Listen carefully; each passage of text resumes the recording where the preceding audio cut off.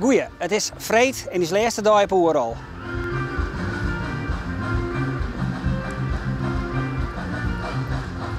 Op Friesland Radio draait geregeld muziek, versjes van Alex Ruka. Hij studeerde als psycholoog, maar ging in C. En door de dessie van hier vond hij zijn bestemming in de muziek. 11 albums en 2 editions verder staat er dit hier voor het eerst op Oeral. Het leven liet groeien achter, ik bij hem.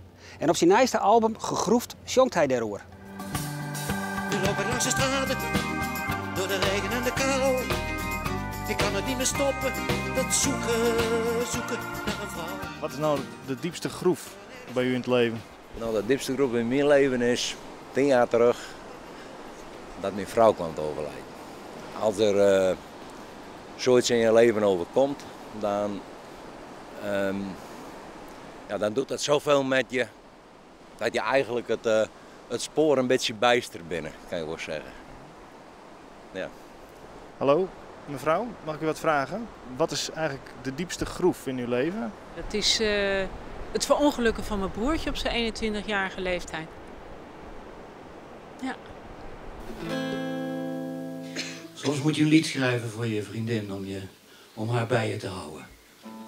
Dit is zo'n lied. Vol valse beloftes. Nee, ik zal niet meer drinken. In zwijmel verzinken. Althans, niet meer zo lang.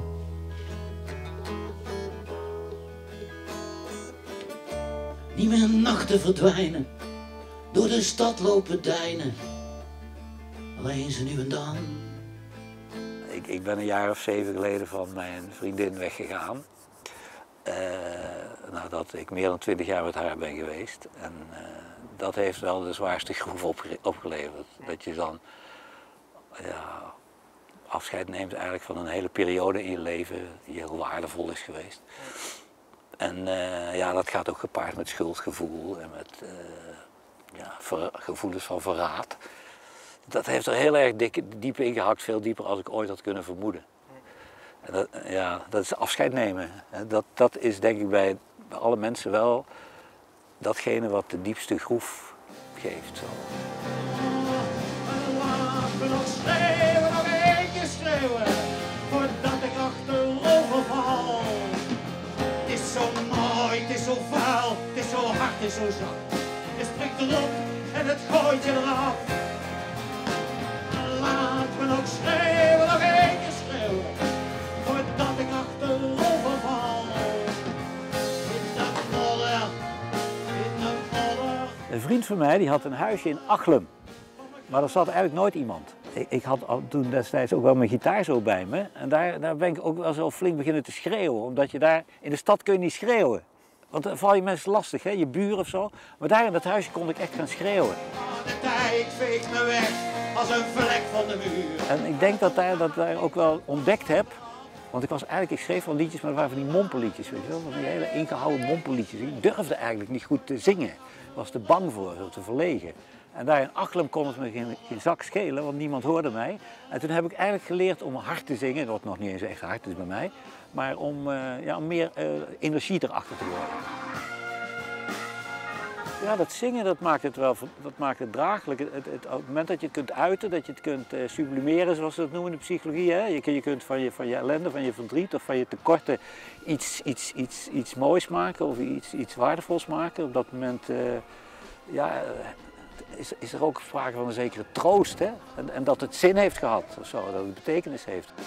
Voordat ik achterover val, in de modder. Arjen Bok komt van Haas en gitarist Maarten Kooijman had zijn jeugd in Drachten wennen. Tegerin Jeroen Klein en Dietz Dijkstra wien ze nog heel bekend onder de naam Johan.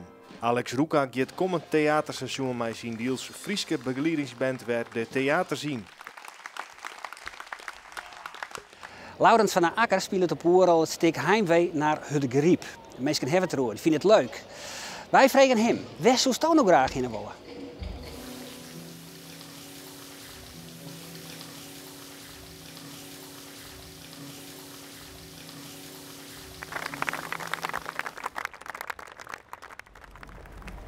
Hoe was de voorstelling?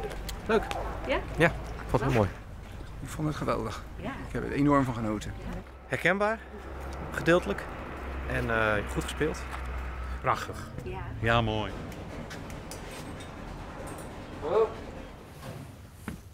Laurens neemt dus van de Joemai naar de voorstelling Crash van het NNT en de doenzers van Club Guy en Roni. Nou, ik vind Noord-Nederlands toneel vind ik gewoon een heel interessant gezelschap. Het is een beetje, ik vind ja, hele mooie, rauwe voorstellingen.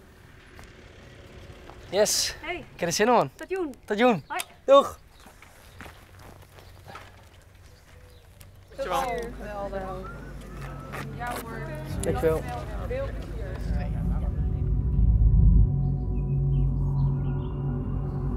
Crash vertelt het verhaal van 8 mensen die een auto-ongeluk oorlibje. Laurens had zelf 2 keer een ongeluk meemaken. Hij maakt er ook al eens een voorstelling over. U rijdt nu 160 km per uur op slecht verlichte wegen. Ja!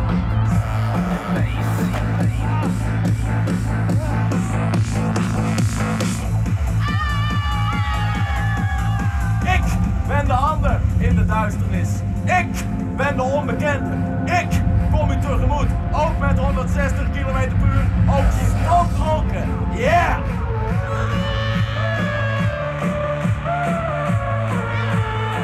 In de razernij van dit ongeluk worden we gezegend. Dit ongeluk dwingt ons het leven weer te vinden. We vermijden de angst, maar vermijden het leven. En nu zijn we hier.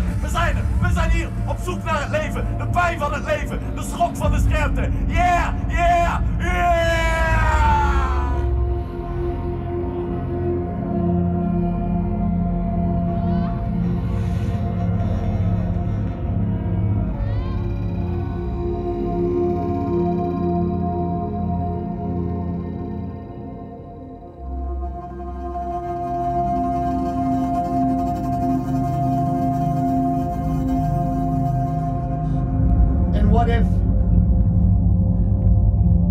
What if the accident isn't the end, but it's just a start?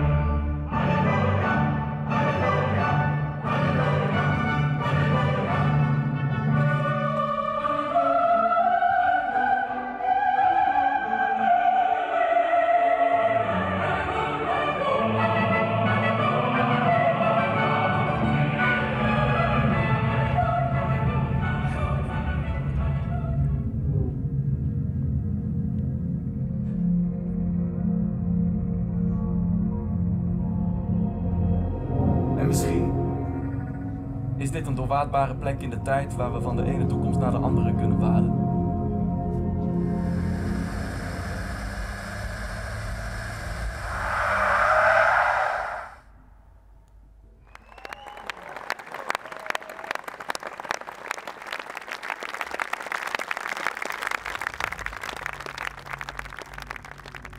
Heftig. Ja, heel mooi. Heel volle. Ja, even stil van. Ik heb zelf een voorstelling maken over ongelukken. En dat laatste moment dat je beseft dat het eigenlijk de West is. Dat gevoel dat we toch onbewust in je lichaam dat weer opwekt. Dat is niks, ja, dat zijn geen leuke momenten. En het ontroert me gewoon om te zien hoe mooi deze mensen spelen en doen ze vooral. Aan de ene kant voel ik het heel confronterend, aan de andere kant heel ontroerend en mooi. Maar wat een fucking vette voorstelling. Ja, ik ben heel enthousiast hierover. Ik vond het echt heel mooi. Dit is het verjoerd. Vanmorgen hebben wij een compilatie gemaakt van alle verhalen die we deze week opdienen hebben. Een jaar lang Sense of Place, Oerl 2013.